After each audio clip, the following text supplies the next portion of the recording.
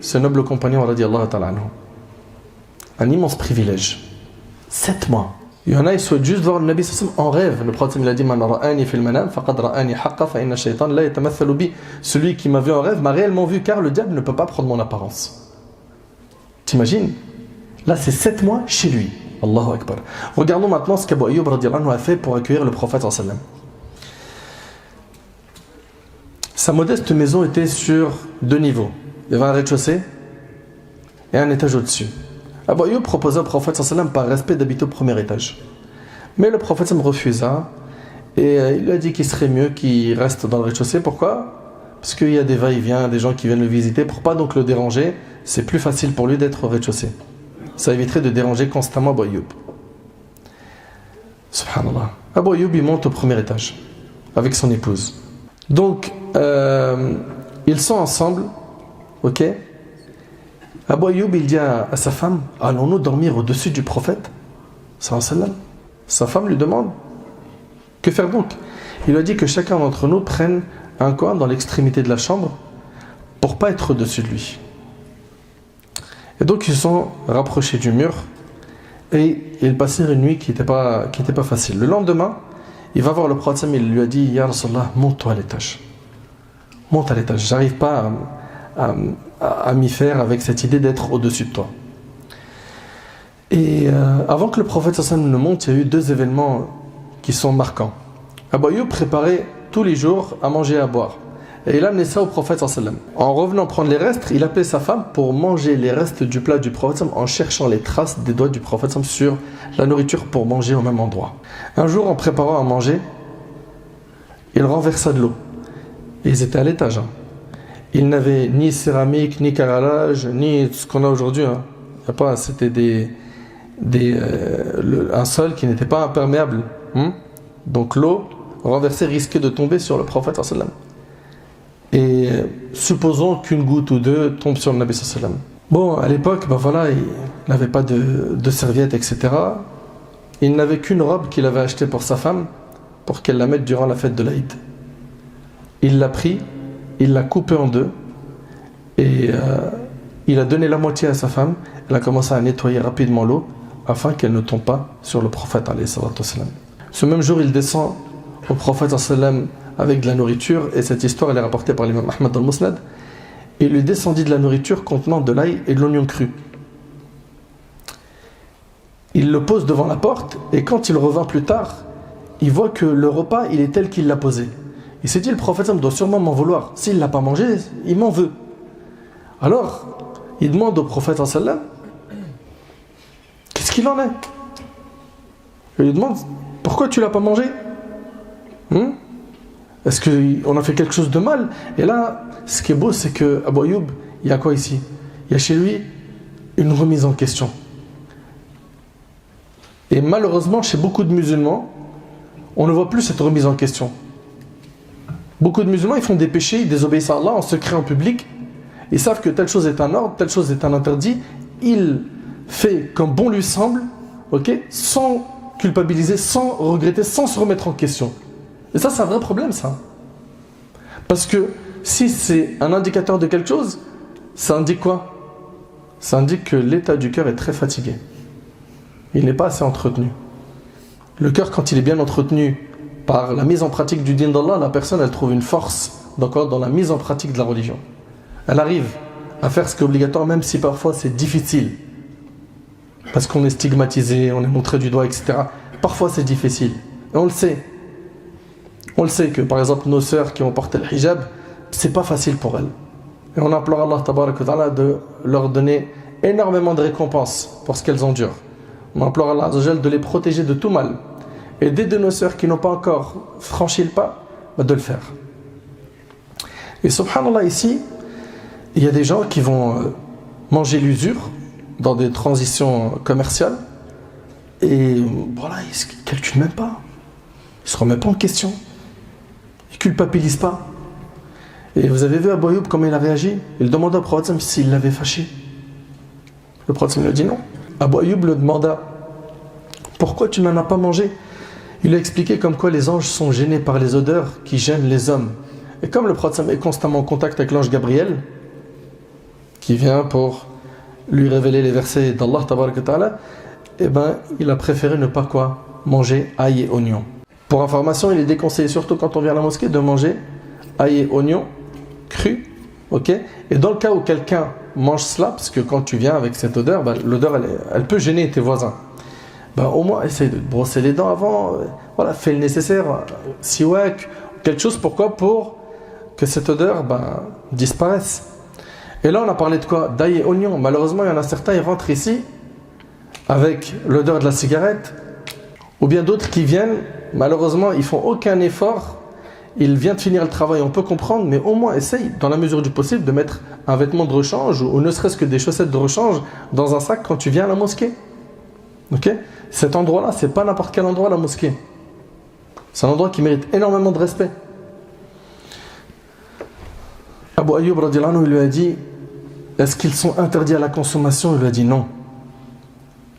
Il lui a dit: moi, je détesterai tout ce que tu détestes. Allahu Akbar. Allahu Akbar.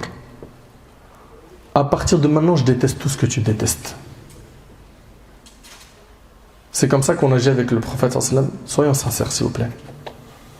Combien de fois on dit à nos petits frères: mais pourquoi tu mets une chaîne, une gourmette? Qu'est-ce que tu es en train de faire? Tu ressembles à qui comme ça? Est-ce que dans notre religion c'est autorisé? Combien de fois tu viens, tu les exhortes?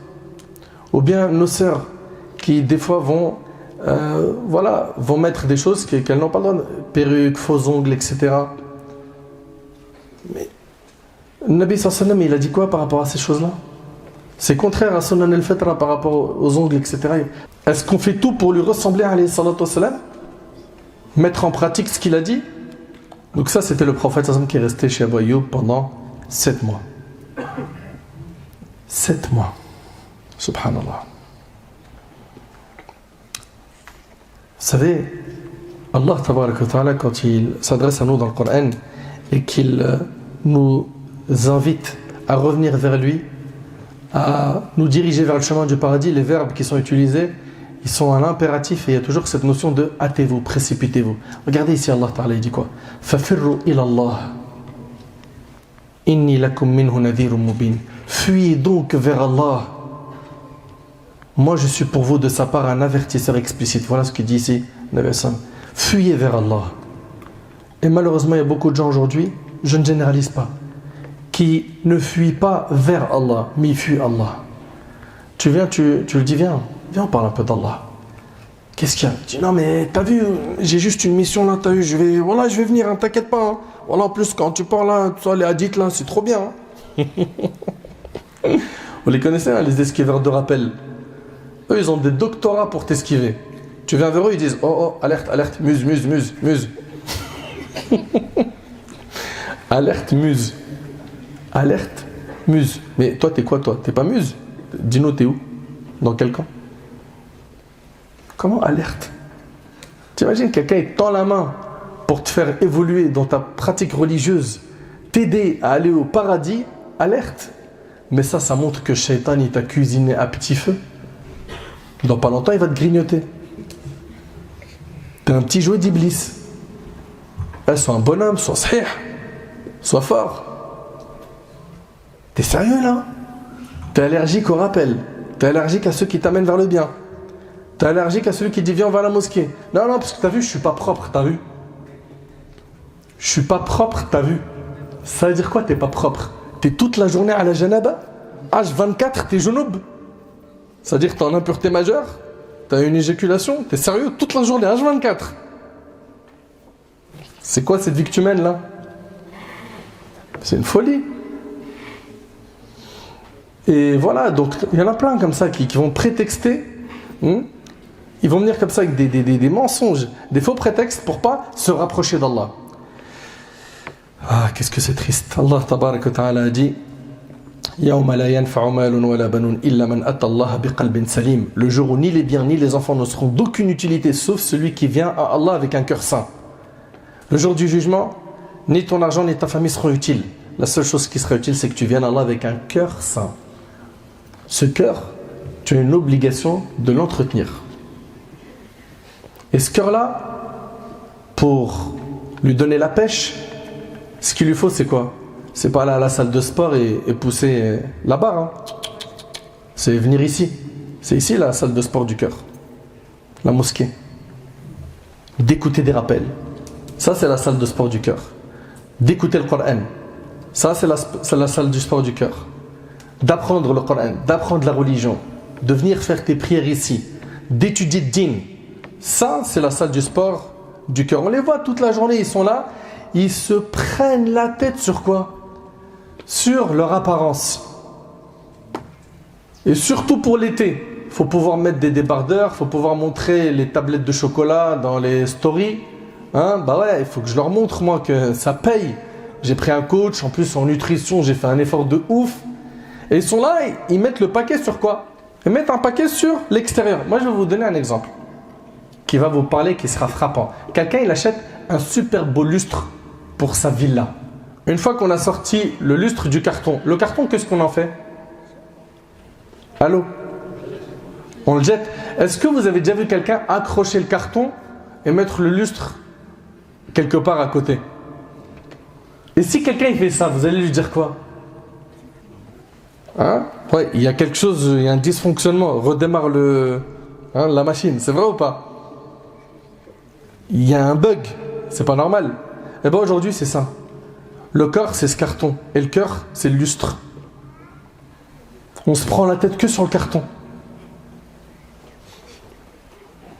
On se prend la tête sur le carton.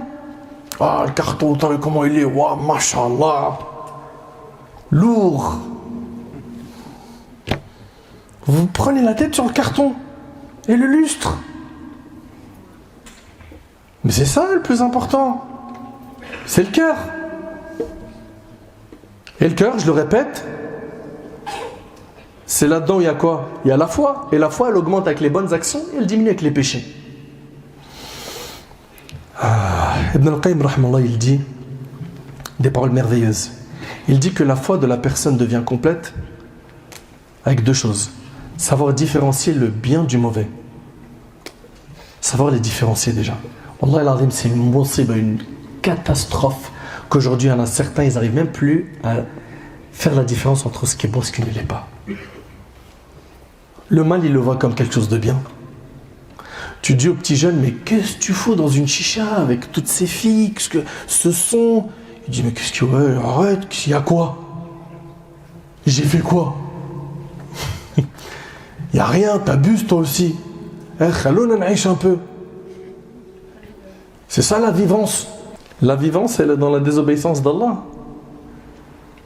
Mais arrête de dire désobéissance. Je l'avais déjà dit, je le répète. Hein. Si pour toi, c'est pas une désobéissance et que tout glisse à merveille, dis Ya Rab, Ya Allah, fais que je meure dans cet endroit. Prends mon âme ici. Et sache que tu seras ressuscité de la même manière dont tu es mort. Allez, dis le courage. Donc, Ibn al-Qayyim, il dit que la foi, elle devient complète par deux choses. Un, savoir différencier le bien du mal. Et deux, qu'il préfère les bonnes choses aux mauvaises. Tu préfères quoi, toi? Tu préfères quoi? Il y en a peut-être parmi vous, c'est la première fois de leur vie rentrer à la mosquée. On les a forcés de sif. On dit, viens, wallah, tu vas voir, ça va être bien, c'est un rappel et tout, etc. Et il est venu, il ne sait même pas ce qu'il fait là. Déjà, premièrement, si tu es venu et si tu écoutes aujourd'hui ce rappel, c'est qu'Allah il te veut du bien, alhamdulillah. C'est une très bonne chose. Il ne faut pas par contre qu'aujourd'hui ce soit ton début et en même temps la fin. C'est-à-dire, voilà, pour le dîn, ce que j'ai fait, j'ai écouté un ders. Voilà, je suis venu à la mosquée, j'ai écouté le rappel. C'est bon, j'ai fait des efforts, non? Non. T'en as fait certes, mais il faut que t'en fasses plus. Ok? Pourquoi? Parce qu'au paradis, il y a des degrés et comme tu es ambitieux sur terre, il faut que tu le sois également. Pourquoi? Pour avoir les plus hauts degrés du paradis. Le prophète, alayhi salatu wassalam, il a dit 3 caractéristiques, celui qui les possède découvre grâce à elle la douceur de la foi. 1. Qu'Allah et son messager lui soient plus chers que tout le reste. Est-ce que toi, Allah et son prophète te sont plus chers que tout le reste? 2. Quand il aime quelqu'un, il ne l'aime que pour Allah. 3. Qu'il lui répugne de retourner au kufr après qu'Allah l'en a sauvé, comme il lui répugne de se voir jeté en enfer, rapporté par Bukhari Muslim. Subhanallah. C'est par ces paroles que vous écoutez que vous nourrissez votre cœur. Allah tabaraka wa ta'ala, il a dit Ala bi dhikrillah tatma'innul qulub. N'est-ce point par l'évocation d'Allah que les cœurs s'apaisent? Et le prophète il a dit Allah ne regarde ni vos corps ni vos images. Il va regarder ni ta couleur le jour du jugement, ni la couleur de ton passeport, ni est-ce que tu étais musclé, fort, grand, petit, maigre, gros. Non. Mais il regarde vos cœurs et vos actes.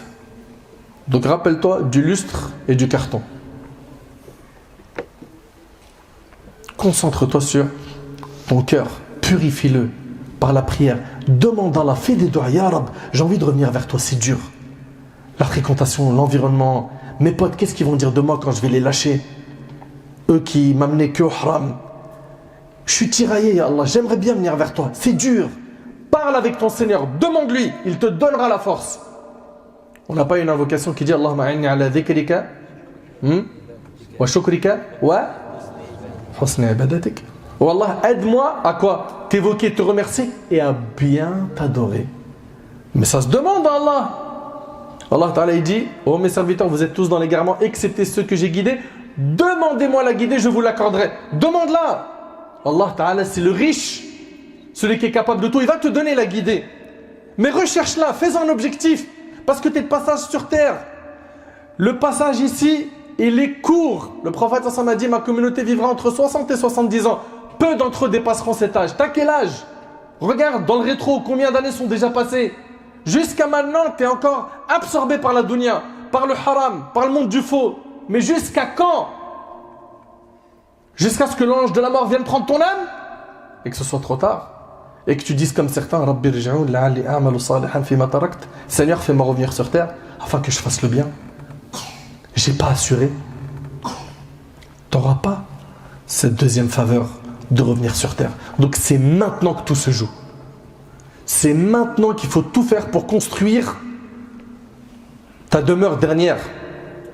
Si tu veux suivre la voie du prophète sallallahu alayhi wa sallam, sache que sa voie c'était celle d'appeler les gens à Allah tabarak wa ta'ala. Chacun à son niveau, à son échelle. Surtout avec le bon comportement, le sourire, la bonne parole. قُلْ هَذِهِ سَبِيلِي أَدْعُو إِلَى اللَّهِ عَلَى بَصِيرَةٍ أَنَا وَمَنِ اتَّبَعَنِي.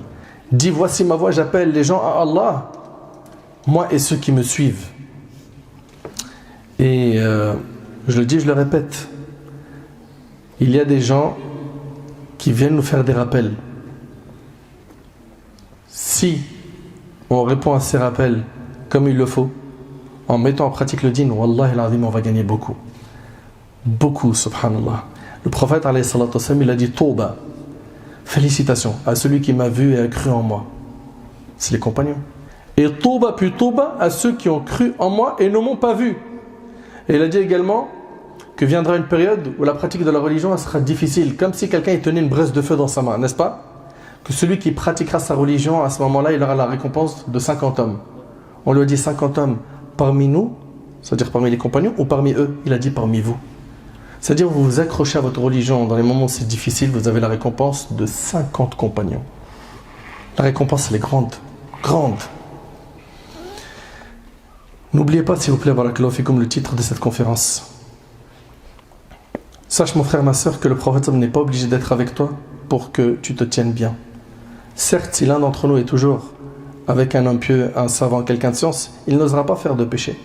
Sachez que où que vous soyez, Allah tabaraka ta'ala vous voit. Et Allah mérite plus que n'importe qui au monde qu'on ait quoi de la pudeur envers lui. Là, depuis tout à l'heure, vous avez vu, j'ai dit, imagine le prophète chez toi, imagine, il regarde ton smartphone. Mais vous arrivez, vous maintenant, à réaliser qu'Allah tabaraka ta'ala voit tout cela de nous. Tout ce que je vous ai dit a pour but de prendre conscience qu'Allah tabaraka ta'ala est tout le temps avec nous et qu'il mérite plus que n'importe qui que l'on se tienne à carreau devant sa majesté Azza wa Jal. Allah accueille le repentir de celui qui se repent. Allah tabaraka ta'ala accueille notre repentir quand on vient vers lui. Sincèrement, il facilite les chemins du repentir. Subhanallah, il y a des gens qui ont des cœurs difficiles et qui se sont éloignés du chemin d'Allah, alors que la voie d'Allah elle est accessible. Le chemin d'Allah il est facile. Le chemin d'Allah demande juste de faire des efforts et des sacrifices et vous allez voir que vous allez savourer. Savourer le plus grand bonheur de cette vie qui est la foi.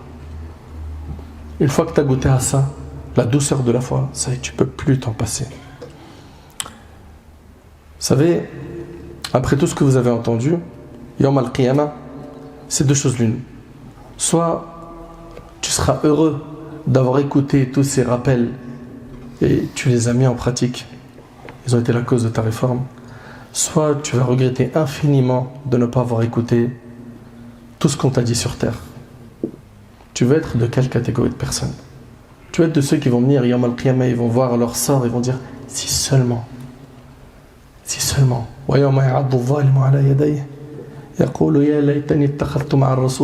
Si seulement j'avais suivi le chemin du prophète. Ça c'est dans le Coran. Tu veux être de ceux qui vont regretter?